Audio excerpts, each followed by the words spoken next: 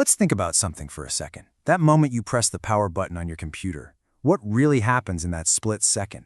It's not just a zap of electricity. There's this whole hidden world that springs to life.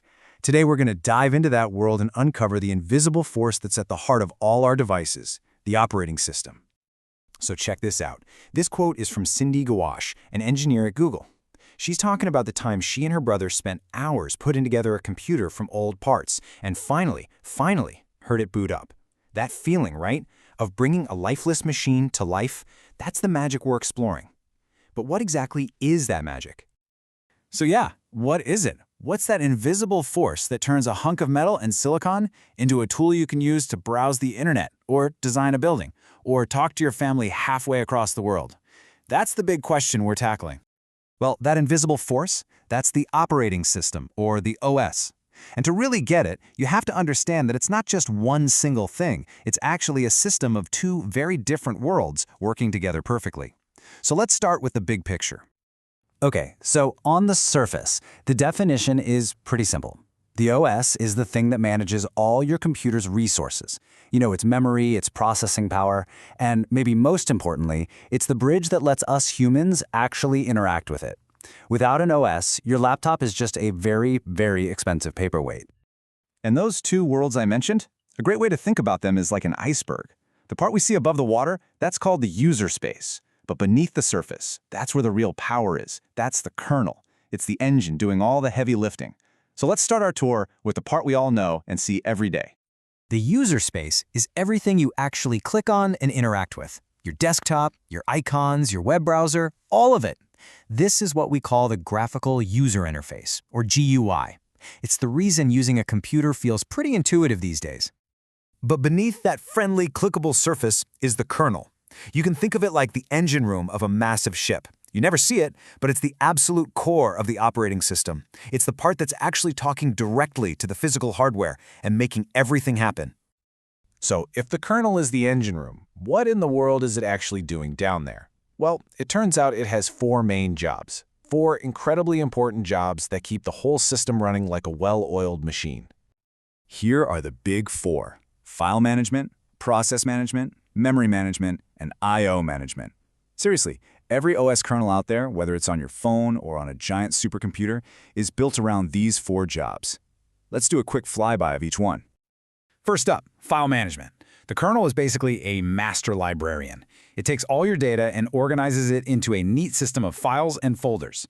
Without it, your hard drive would just be a chaotic mess. The kernel is how you can find that one specific photo you took 3 years ago in just a couple of seconds. Next, process management. Right now, you might have, a dozen different apps running? Each one of those is a process, and the kernel is like a master conductor of an orchestra. It decides which process gets to use the computer's brain, the CPU, and for how long. Now, this one is really, really important, so we're going to come back to it in a minute. Then you've got memory management. Your computer's short-term memory, the RAM, isn't infinite, right? It's a limited resource. So the kernel acts like an air traffic controller, making sure every application gets just enough memory to run, but also making sure they don't crash into each other or hog all the space. And finally, there's I/O management. I/O just stands for input-output. This is how the kernel lets your computer talk to the outside world. Every single time you type a key, click your mouse, or download a file, the kernel is in the background managing that entire conversation. Okay, so remember that process management job we just talked about? Well, it's responsible for one of the most brilliant illusions in all of computing.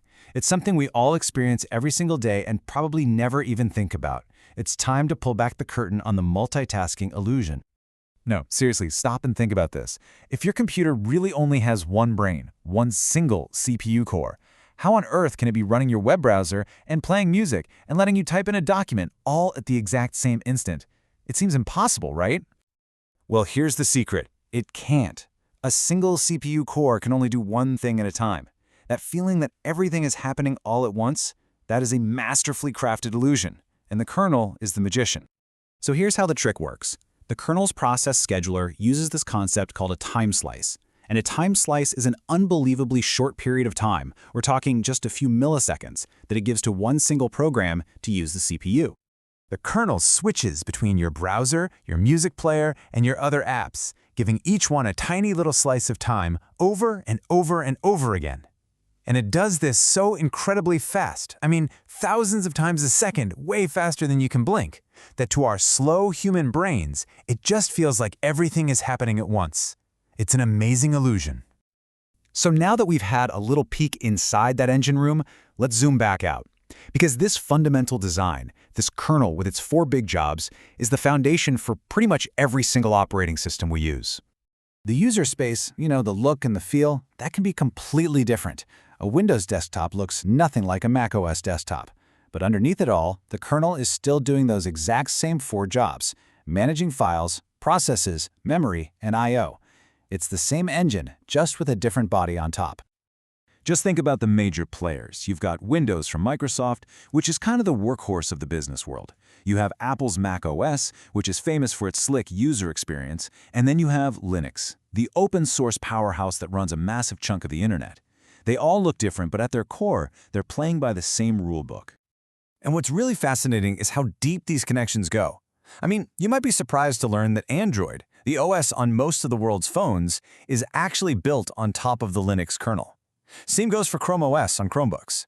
So odds are you've been using a version of Linux for years, and you didn't even know it. So, what's the big takeaway here? The operating system is the true unsung hero of our digital lives. It's this incredibly complex, but totally invisible translator. It takes our simple clicks and keystrokes and turns them into a language that the hardware can actually understand and act on. It really is the bridge between our world and the world of the machine. And all this leads to a pretty cool final question. As we move into a world of cloud computing and smart devices, where the computer isn't just a box on your desk anymore, what does the operating system become? What will the OS of the future even look like? That's definitely something worth thinking about. Thanks for taking this deep dive with me.